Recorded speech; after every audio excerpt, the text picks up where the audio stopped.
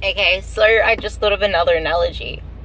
So, a lot of the time, people are so focused on how good they're training, how well they're training, trying to bust their asses in the gym, working their asses, like running themselves into the ground, training themselves into oblivion, and they miss the concept of stimulate, don't annihilate. Like, they want to feel sore, and they rate their workouts on how much they sweat or how sore they get. And none of that tells you how effective a workout is.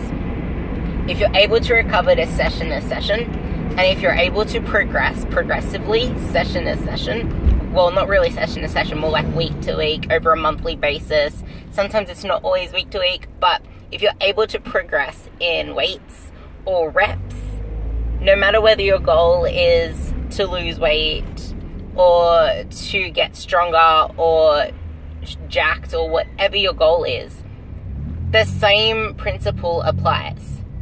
You are always aiming for progressive overload.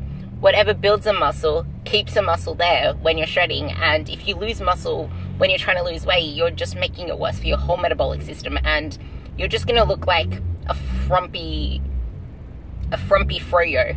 Like, you're just going to go from a solid ice cube sort of look into a froyo kind of thing. So don't okay, story time, because everyone seems to like the stories. If you do like the stories, I'll tell more of them. But back when I first started training, I used to find it really hard to stick to my programs. Like, I'd write my programs, I'd kill myself through my programs, and it was in a way where I would just pile about 15 exercises into one workout. But it wasn't just 15 exercises of 3 sets, 4 sets. It was to failure until I could not do it anymore. I'd do drop sets, super sets, 6 sets, 7 sets. I'd pyramid the weight all the way up until I could only get 3 reps out, and then I'd pyramid it all the way down. And it just was not sustainable. I was killing myself in the gym, and I was fatigued, sore. And I never rated a workout on sweat, because I've always hated sweating, and sweating is not fat cells crying, it's your body trying to cool itself down. So if you're sweating during a workout, it does not make it an efficient workout. Progressing makes it an efficient workout. Anyway, and you want to actually train hard. People widely misconstrue, yeah, that's the word, training intensity. You think you're training hard, but it's relative to how you perceive intensity. Anyway, to the point. What you want to do is stimulate the muscle enough. That's why everyone harps on about training frequency. You want to train a body part a few times a week. 3 times a week. Twice a week at the minimum, but 3, 4 times a week. That's why there's full body splits. That's why there's upper lower splits. That's why there's push pull legs kind of splits. And especially with the whole power building type of things, there's always some type of compound with accessories. But the more frequently that you hit a muscle, the more frequently you're stimulating muscle protein breakdown, which is what you need. You need to break down the muscle, and then rest, fuel yourself right to recover it, because that's when the muscle grows, in the rest. Because in the gym, you're breaking the muscle down, and that's why you need to make sure that you're having adequate protein, so then you repair it again. So adequate protein, the proper training, that is how you sculpt your body. The fuel sources, the carbs and the fat, where you put those on the spectrum in regards to a deficit or a surplus, is what determines whether you're gonna bulk. Well, I hate the word bulk, because people just automatically think, I don't want to get fat. But that ultimately determines whether you're trying to build muscle or whether you're trying to lose fat.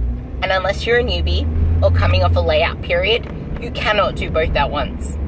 I mean, it's slightly possible, but you're spinning your wheels, because you're not going to see any changes. And there's if you're trying to burn fat and gain muscle at the same time, you're just going to pretty much always look the same, because your surplus has to be the bare minimal, and it's still a surplus kind of thing. So you will be gaining slow amounts of weight. And when you're trying to build muscle, it's inevitable that you're going to put on some fat too. So you need to come to terms with that. Back onto what I was saying. You don't want to annihilate yourself so much that you're hating the gym and you dread your workouts and you cry through things like cardio and weights and whatever else, because you're like, if you go back into my podcast and listen to my why do you go to the gym episode, so many people go to the gym and train weights for the pure focus of losing weight. Like, they don't focus on becoming stronger, becoming fitter. Like, they don't focus on the real parts of what training should be about.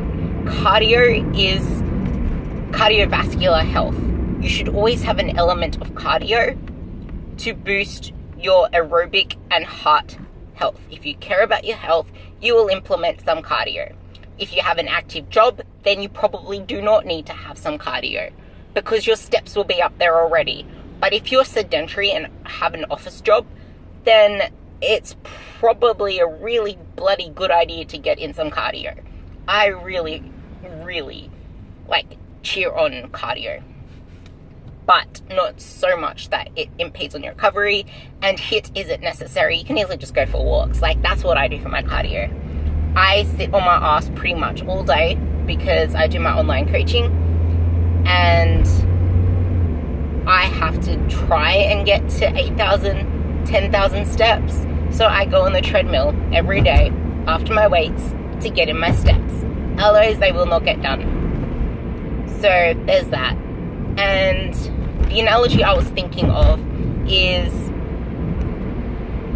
so you have a bad breath, or you're tasting something weird in your mouth, or there's something in between your teeth.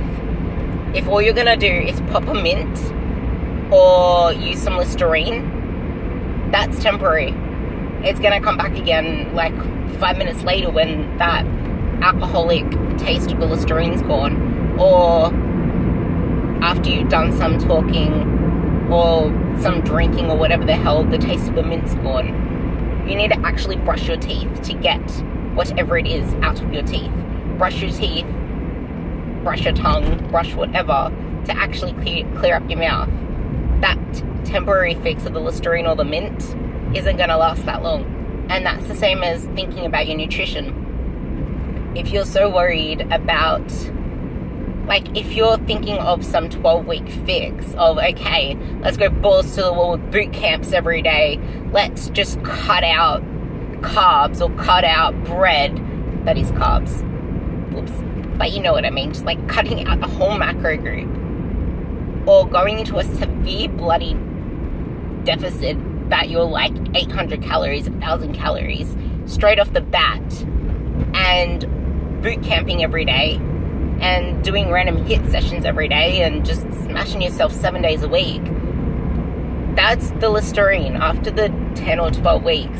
If you haven't learnt the habits, which is the brushing the teeth, and you haven't learned how to make it a routine that you can sustain, because trust me, you cannot sustain busting your ass, annihilating yourself 7 days a week.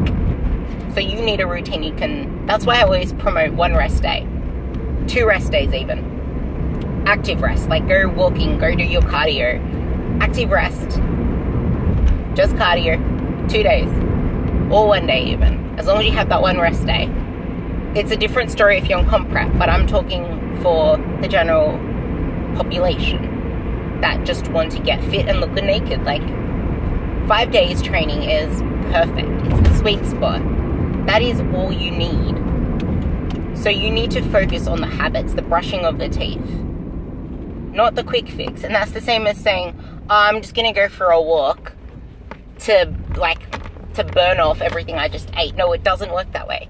Too many people are focused on how much training they did, how much they busted their ass in the gym, how much all of this output stuff but they're not focusing on how much is going into their mouth, because you really can't offset it. Like, you can't just eat a donut and say, I'm going to go run on a treadmill, because chances are you're still going to continue eating afterwards, for starters. And that donut, that treadmill, like, it's not a healthy habit. It's not a healthy habit. Like, enjoy. If you have a treat, have it so you enjoy it, and really enjoy every single sense, the taste, the smell, all of it, and fit it into your diet or account for it later on, depending on how strict your goals are and your deadline. So I hope that Listerine brushing the teeth fix helped. Realize that you need to form the habits. Realize it's a lifestyle, not just a 12-week fix or a 4-week fix. And plan to be on something and in something as a lifestyle, not just as a temporary fad, because the more you jump around, the more you're going to exhaust yourself before you actually give yourself a real chance. Happy Friday, guys.